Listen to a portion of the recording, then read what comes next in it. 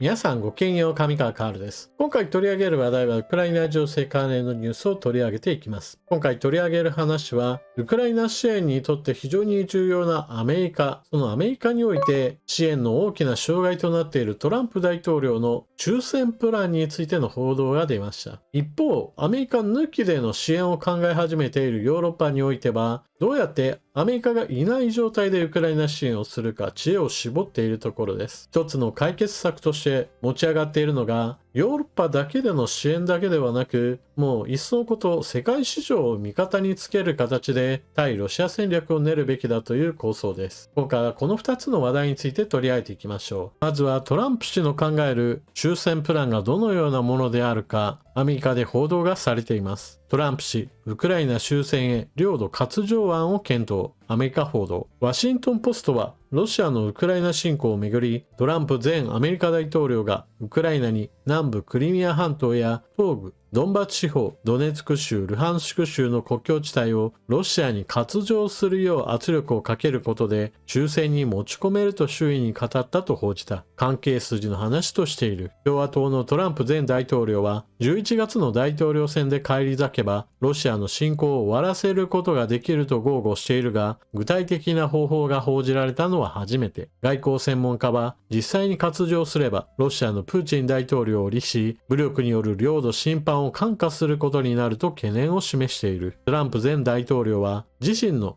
終戦案の中身について公言していない。トランプ陣営の報道担当者は、トランプ氏の計画に関する憶測は状況を把握していない匿名の情報源から来ているとして、報道は不正確だとの声明を出した。バイデン大統領はウクライナ支援予算を通すようアメリカ議会に訴えているが、トランプ前大統領を支持する共和党議員の抵抗で審議は停滞している。今回の報道、一応前置きとしては、トランプ氏自身が何かの選挙演説の中でこういう話をしたというわけではなく、あくまでもトランプ氏がこう言っていたよというのを私は聞いたんだというのをまた報道記者側が捕まえたといった形で、あくまでも伝聞の情報を記事にしたものです。ですから、今回出てきた話がトランプ氏の考えている終戦プランなのかどうかは定かではありません。しかし、トランプ氏自身の発言として、私が大統領に返り咲いたらすぐにでも戦争は終わらせることができると話していること、それ自体は事実なので、じゃあどうやって具体的にはどうするのという部分だけが抜け落ちているわけです。そのため、具体策についてあれこれの話が出てきて、その中の一つとして今回の終戦プランが出てきたわけです。では、もしもこのような話が実際にトランプ氏の構想だった場合、その妥当性についてはどうなのか解説しておきましょう。まずはっきり言えばこのような策はロシアの意向に沿うような形で終戦を迎えるわけなので、基本的には私は評価は全くしません。愚策です。現在の国際秩序は国際法をみんなで守ろうという理想に向かう長年の働きかけの結果として今があるのであり、今回のように国際法を全部破って戦争犯罪も次々と日常的に行っているロシアの動きを認めるような形で終戦を迎えるというのであれば、結局のところ次なる戦いへの準備段階へと進んでしまうに過ぎません。これは第二次世界大戦当時におけるヒトラーの野望を見余ったがために、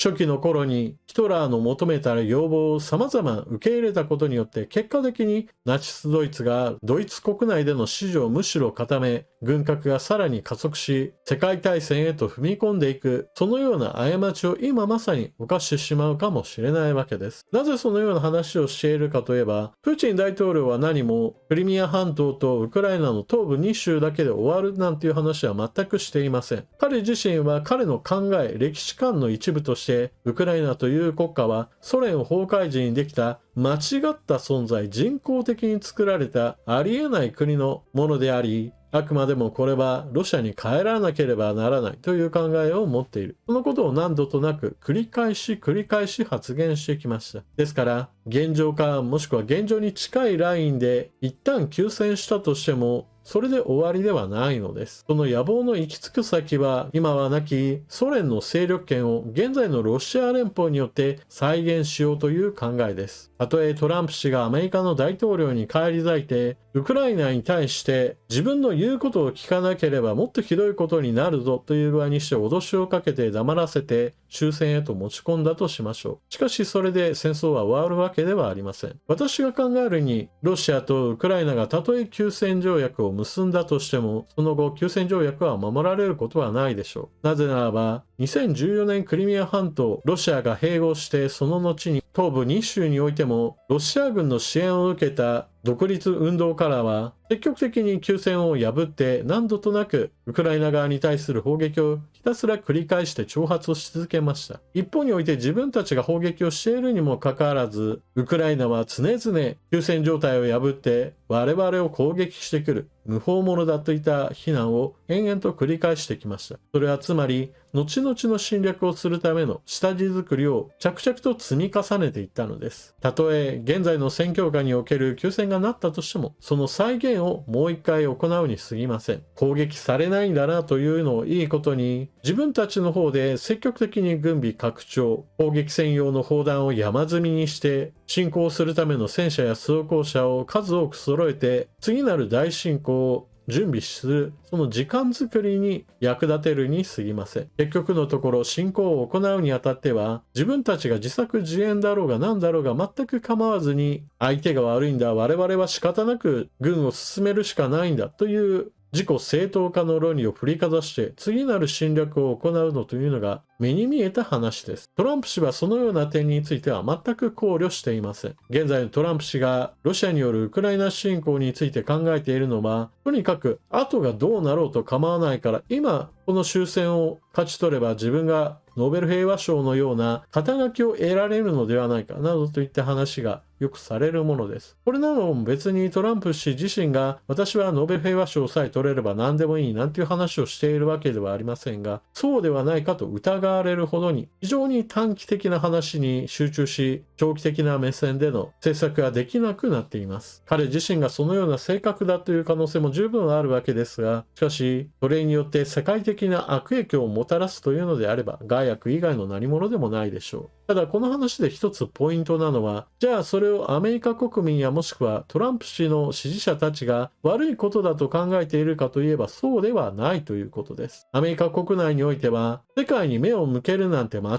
っている。もっとアメリカの政府はアメリカの国民のことを考えるべきだ。そして世界のために使っているお金があるのであれば、それらについては全て打ち切ってアメリカのお金はアメリカのために使うべきだ。世界がどうなろうと別に我々には関係ないというような考え方を支持する人たちがかなりいるのです。特にアメリカ国内においては自分たちが取り残されてしまった、繁栄しているというのはあくまでも一部の世界であり、大きな利益を上げているのは大企業やもしくはハイテク産業に携わるような人たちばかりで、従来の産業は生産拠点が海外へと移り、失われた雇用は戻ってこない。物価高に対しては給料の上がるスピードは全く追いつかず、一方で中南米からやってくる大量の移民たちを雇い入れるような企業もたくさんあるので、元からいた白人労働者たちは割を食っているというような意見を持っている人たちもたくさんいるのです。ですから今回の報道においても、トランプ氏が大統領に返り咲いたらこんなひどいことが起こるぞというような形で、トランプ氏を貶めるための報道だというふうに非難する人たちがいるわけですが、これはちょっとアメリカ国内のトランプ支持者の声とはちょっと違う反応です。むしろこのようなことをもしもトランプ氏が本当に考えてそう発言したとしたら、むしろ支持者の人たちはそうだそうだ、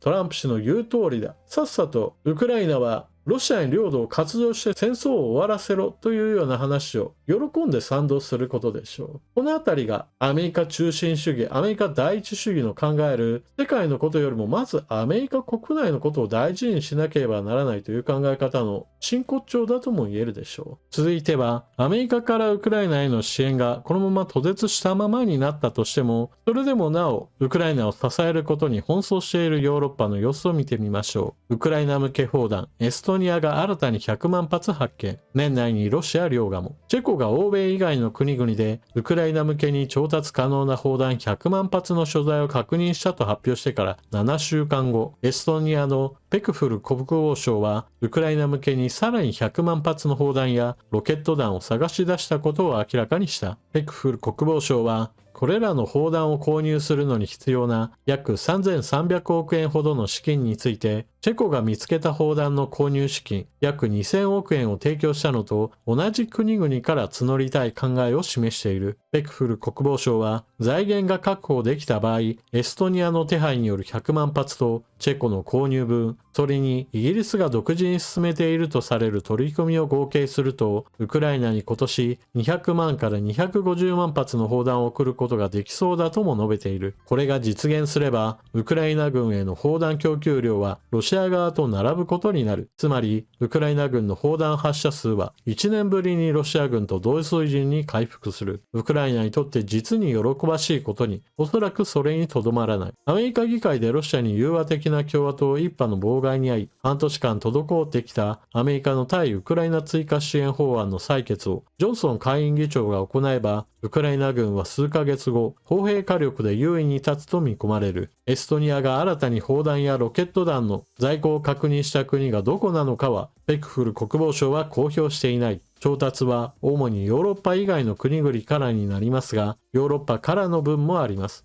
残念ながら具体的な国名を挙げることはできません。多くの場合、売却側の国は売却の事実を知られたくないのです。ペクフル国防相は発見した弾薬には NATO 規格の 155mm 弾のほか、旧ソ連規格の 152mm 弾や BM21 グラート自走多連装ロケット砲用 122mm ロケット弾が含まれると説明している。これは対象に東欧やバルカン半島の国が含まれることを示唆する。アフリカの国も候補かもしれない。チェコが主導する砲弾調達先には韓国や南アフリカ、トルコが含まれると報じられている。スピードが重要になる。手元に砲弾がある国々はウクライナの支援諸国だけでなくロシアにも砲弾を売ろうとする可能性がある。早い者勝ちになるかもしれない。誰が先に確保できるかはちょっとした時間勝負ですとペクフル国防相は話している。最も深刻な問題は砲弾の枯渇だった。ウクライナの支援諸国はお世辞にもスムーズとは言えないにせよ、ようやくそれを解決しつつあるようだ。記事の中ではあたかもアメリカのウクライナ支援の予算がすぐにでも通りそうだなといったような雰囲気の言葉が入っているわけですが、これは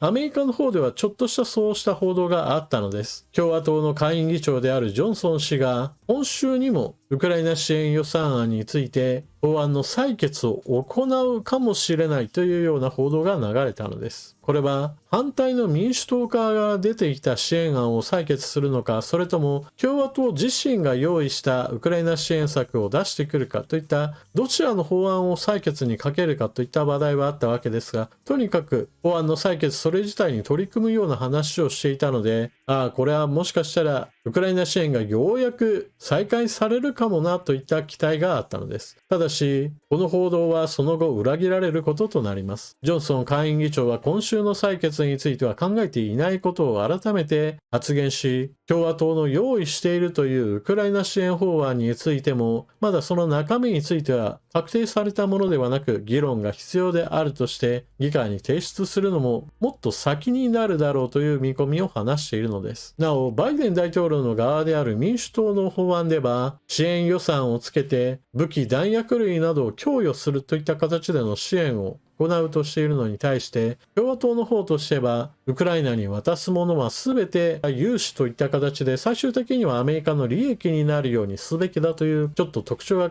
異なっています。何にせよそのような供与ではない形での軍事支援ですら未だに議会にかかっていないのですから、共和党の側としてはトランプ氏がもしも大統領に返り咲くんだったらというようなことを想定して彼の意向を受けてウクライナ支援はなるべくしたくないというのが本音なのでしょう。そのようなアメリカ政治といったものを見ているからこそ、ヨーロッパは今必死になって自分たちでどのようにすればアメリカ抜きでの支援を成立させられるかについて様々模索しているところなのです。今回エストニアの国防大臣がチェコが世界市場から100万発の砲弾を手配できるといった話を実際に動き出しているのに対して、いやいや、それでもなおさらに100万発様々なところから手配できるという話をしているのは私にはちょっと驚きでした。というのも、チェコのかき集めるという話にしても、それだけの数を揃えることができるのかとちょっと驚いたわけですが、それに加えてさらに倍となれば、これはかなりの話で、その信憑性についてもちょっと疑わざるを得ないところがあったのです。しかし、今回その中身について言えば、どうやらチェコも手をつけていなかったところを中心として話をして回ることにより、在庫やもしくは生産ラインを抑えられるといった話をしていることから、ある程度の信憑性は高まっています。ただし、お金をどうするのかといった問題は必ずつきまとうものです。ヨーロッパ各国においてウクライナ支援を行おうという国々は非常に多いわけですが、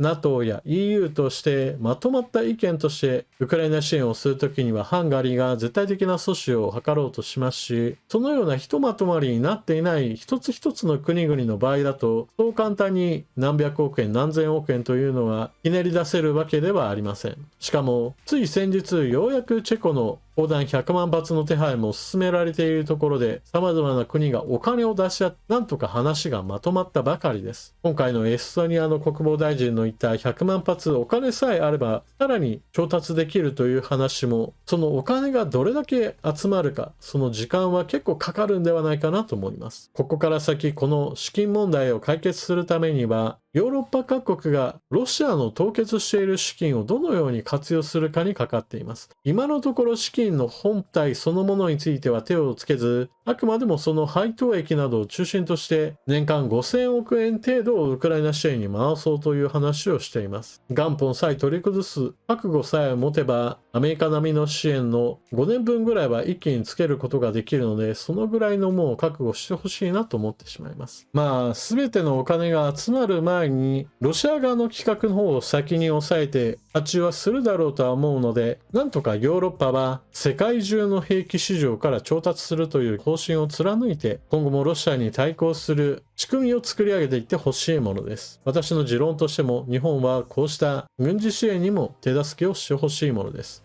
例えば、ヨーロッパの国々でお金を集めて日本に発注して砲弾をというのでもいいですし、日本でライセンス生産するパトリオットミサイルをウクライナに渡してロシア軍の戦闘機を撃ち落とすなんていう手だって私は別にいいと思っています。まあそういった意味では私はちょっと過激派かもしれませんが、日本国憲法には世界の平和を希求すべきだというような精神が謳われています。国際法を破って他国に侵略し、他国の領土を奪い取るような形で併合を宣言し、そして日常的に戦争犯罪を行っているロシアに対して、これに対抗する側、侵略されている側を支援するというのは、世界平和を希求する日本国憲法の精神とも照らし合わせて、私は推奨すべき行動ではないかと思っています。まあ、この考え方にはもちろん反対意見もあるでしょうが、しかし、支援をしないということは、当然のように侵略する側の行動を放置するという意味であり、これは消極的な追認だという考え方を私は提示します。というわけで今回の動画はここまで。最後までご視聴いただきありがとうございました。チャンネル登録していない方はぜひともチャンネル登録していってください。そして動画を見終わったら評価ボタンのクリックとあなたの感想、コメントよろしくお願いします。それでは次の動画でまたお目にかかりましょう。またね。